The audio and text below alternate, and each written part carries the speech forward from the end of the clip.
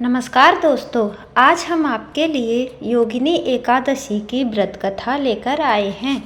एक समय भगवान श्री कृष्ण और महाराज युधिष्ठिर के बीच एक अत्यंत महत्वपूर्ण संवाद हो रहा था। महाराज युधिष्ठिर ने भगवान श्री कृष्ण से पूछा, आपने मुझे ज्येष्ठ मास के शुक्ल पक्ष में आने वाली निर्जला एकादशी के विषय में बताया है।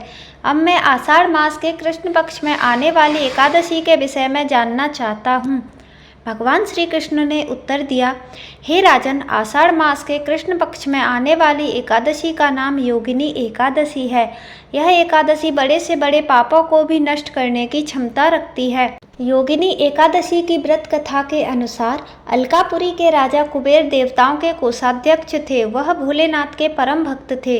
उनके नगर में हेमा माली नाम का एक सेवक रहता था, जो प्रतिदिन मानसरोवर से एक विशेष पुष्प लेकर आता और उसे भोलेनाथ की पूजा हेतु कुबेर को प्रदान करता था। हेमा माली निष्ठापूर्वक अपने स्वामी की सेवा करता था। इसी सेवक हेमा माली की पत्नी बहुत सुंदर थी, जिसका नाम विशालाक्षी था। हेमा माली अपनी पत्नी के प्रति बहुत आसक्त था।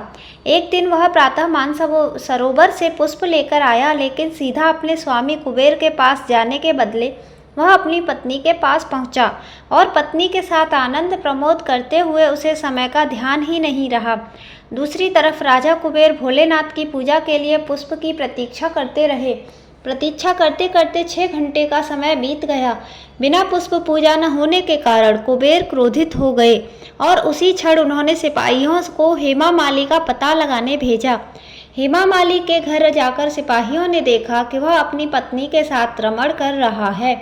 सिपाहियों ने यह सूचना तुरंत जाकर राजा कुबेर को दी।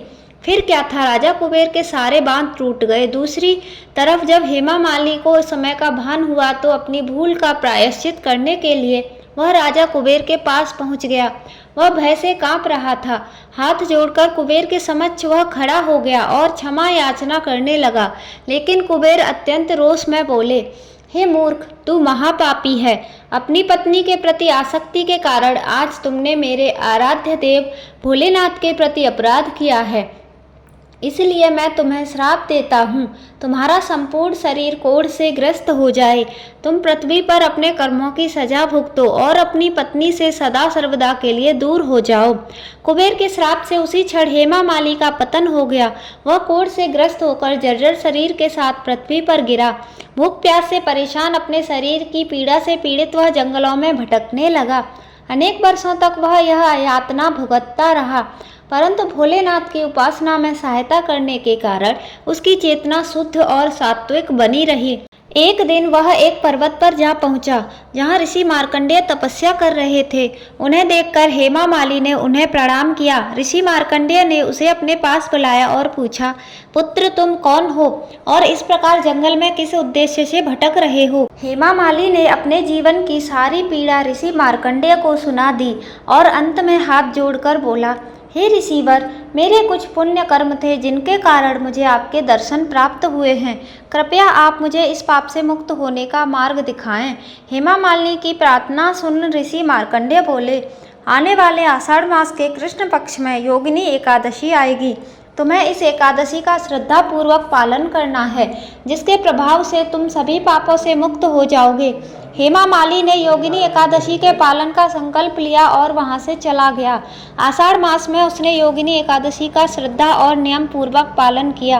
व्रत के प्रभाव से उसका शरीर रोग मुक्त हो गया और अपने पूर्व शरीर को प्राप्त करके वह अपनी नगरी अलकापुरी वापस लौट गया। आगे भगवान श्री कृष्ण कहते हैं, हे धर्मराज, जो भी व्यक्ति योगिनी एकादशी के व्रत का पालन करता है उसे 88,000 ब्राह्मणों को भोजन कराने का पुण्य फल प्राप्त होता है और वह हर प्रकार के पापों से मुक्त हो जाता है। यह थी योगिनी एकादशी व्रत की कथा। जय श्री हरि विष्णु।